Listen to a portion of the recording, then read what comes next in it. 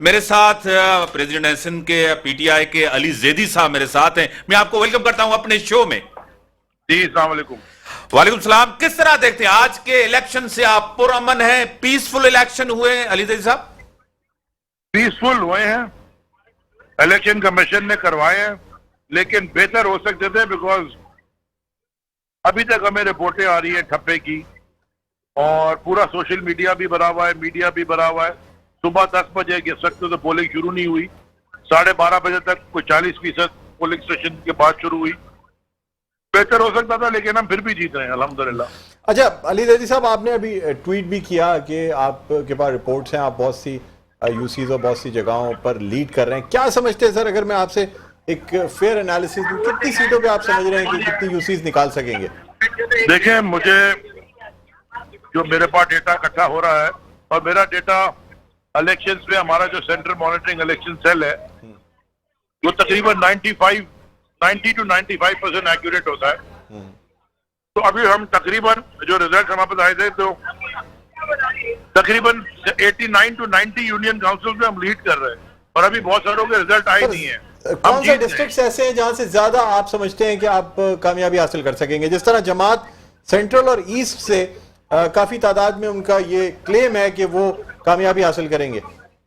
अभी एक आपको मैं 5 मिनट में एक ट्वीट आने वाला है, जिसमें आप देखिएगा कि तराजू पे ठप्पे कैसे लग रहे हैं। अच्छा सर, तो सर आप जमात इस्लामी पे भी अगर इल्जाम लगा रहे हैं, बात तो ये की जा रही है। मैं नहीं लगा रहा भाई जी, मैं नहीं लगा रहा। हाँ। मुझे किसी ने वीडियो भेजा है, मैंने सर अगर कोई ऐसी ट्वीट कर सिचुएशन दें, बने। जी सर आप कंप्लीट तो करें। उसमें लिखा हुआ है कि जमात इस्लामी के बहुत सारे तराजू पे ठप्पे लगे हुए हैं, और वो जो काउंटर फॉइल है उसमें है ही नहीं। तो वो हो सकता है किसी ने लगाए हो। मैं सिर्फ ये कह रहा हूँ अभी आने दें। सर अगर रिजल्ट्स कुछ इस पॉलिटिकल तरीके से आते इंजीनियरिंग हैं कि जमात इस्लामी और आप लोगों को मिलके अगर मेयर लाना पड़े, तो क्या ये इलाह करेंगे या नहीं करेंगे?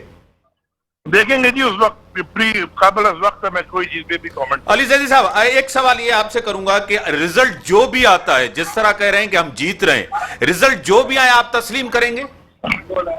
हमारे पास चॉइस क्या है जी, सिवाय कि अगर कोई रिजल्ट में हमारा डाउट है तो हम अदालतों के पास ही जा सकते हैं ना।